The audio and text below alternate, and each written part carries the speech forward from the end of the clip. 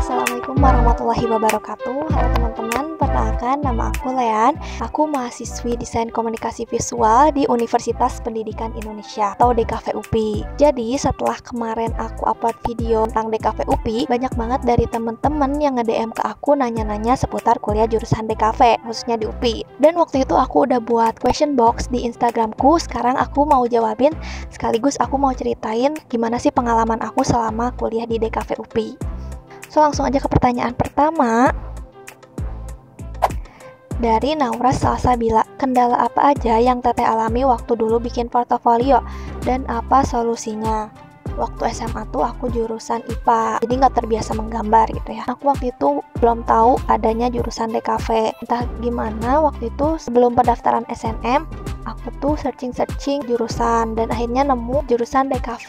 Dari situ aku ngerasa cocok sama jurusan itu buat aku yang suka editing gitu, karena aku waktu dulu suka ngedit gitu meskipun iseng.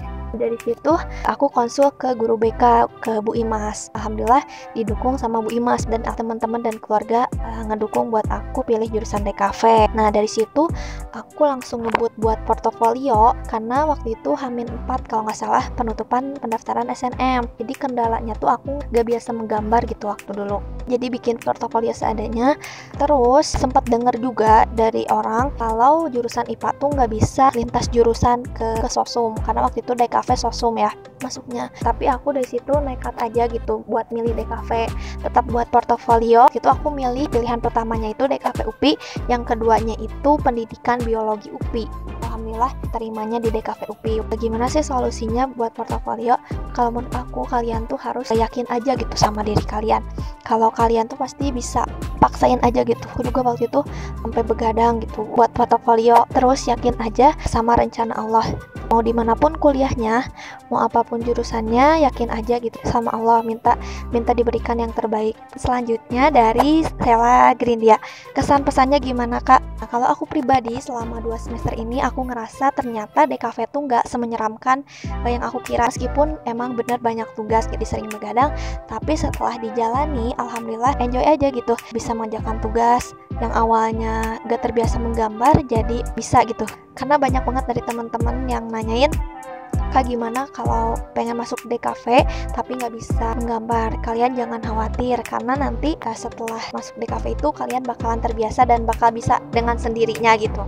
Tapi waktu di awal-awal emang aku jujur ngerasa kaget sama mata kuliah di semester 1 yang ternyata hampir semuanya gambar manual. Untuk pesannya jangan banyak mengeluh. Intinya itu, jangan banyak mengeluh. Pertanyaan selanjutnya dari Aisyah PTR 15 dan Anissa Fitri. Kak, kalau di DKV itu tugas-tugasnya mencakup apa aja ya kak? Tugas-tugasnya gimana kak? Jadi di semester awal di DKV itu kita bakalan belajar dari yang dasar dulu, kayak gambar anatomi, gambar konstruktif, gambar bentuk, fotografi dasar, ilustrasi dasar, dan lain-lain. Dan yang pasti kuliah di DKV itu bukan cuma gambar-gambar doang ya teman-teman. Mungkin nanti di video selanjutnya aku bakalan bahas tugas-tugas DKV di semester selanjutnya. Sekarang aku mau kasih lihat contoh tugas DKV aku selama 2 semester kemarin. Dan contoh tugas ini aku simpan di highlight Instagram aku. Teman-teman bisa lihat ada dari mulai tugas gambar bentuk, gambar anatomi, gambar konstruktif, fotografi dasar.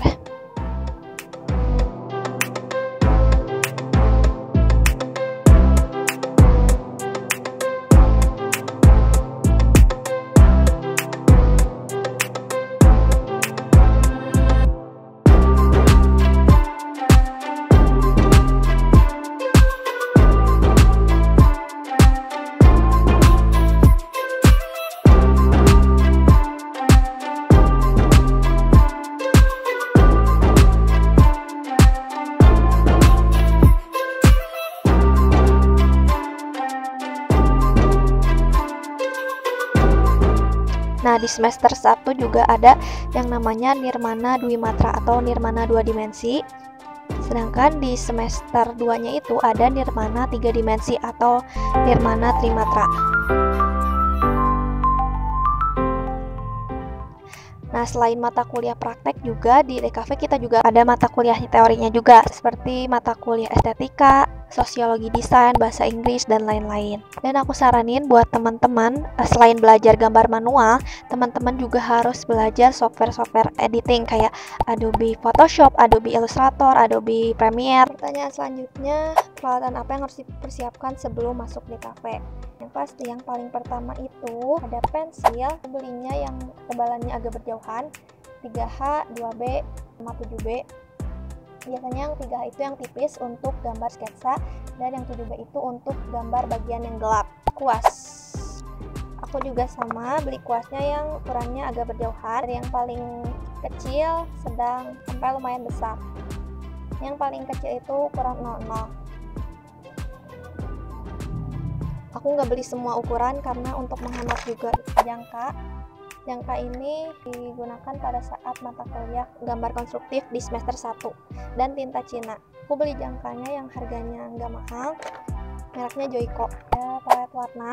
Nah, ini aku palet warnanya minjem punya teman, punya Tamtam. Dan aku saranin untuk palet warna ini kalian belinya yang gede kayak gini, supaya waktu nyampurin warna itu leluasa. Selalu ada watercolor. Ini alhamdulillah dapat dari Prodi, mereknya Pentel, 12 warna, dan menurut aku ini udah cukup banget sih 12 warna tuh, karena asal kita bisa nyampur-nyampurin warnanya aja. Cat poster yang warna primer aja, biru, kuning, sama merah. Ini digunakan pada saat mata kuliah nirmana, dan warna hitam dan putih. Kertas ukuran A3. Kalau kuliah di kampus itu biasanya disediakan dari dosennya gitu, jadi teman-teman nggak usah beli. Kecuali kalau misalnya untuk tugas di rumah, teman-teman boleh beli sketchbook yang ukurannya A3. Untuk kertas watercolornya aku pakai Artemedia yang ukuran A3 juga. Ada tabung. Tabung ini fungsinya untuk bawa tugas ke kampus. Tapi kalau misalnya teman-teman nggak mau tugasnya kegulung, teman-teman bisa beli map kertas gitu buat nyimpan kertas gitu yang ukuran A3 atau A2.